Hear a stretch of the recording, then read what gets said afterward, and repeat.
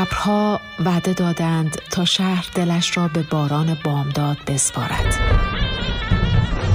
الله بده تو باران، باران آب شاران.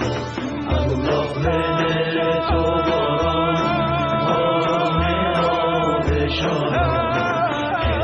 خدایا بارانی فرست که درختان را برویانی و در همه شهرها ارزانی پدید آوری و چارپایان و مردمان را توش و توان ببخشایی.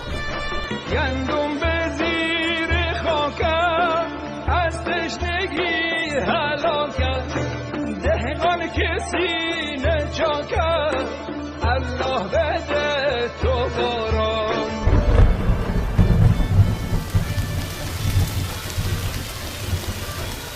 چقدر این صدا زیباست.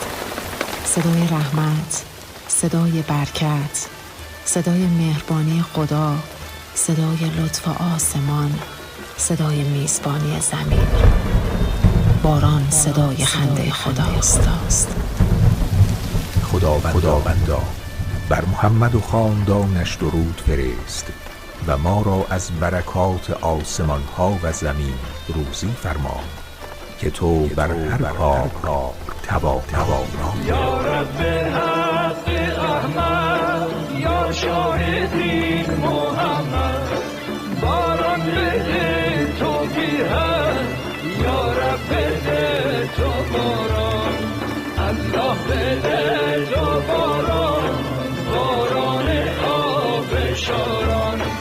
یا رب بده تو باران، به حرمت مزاران.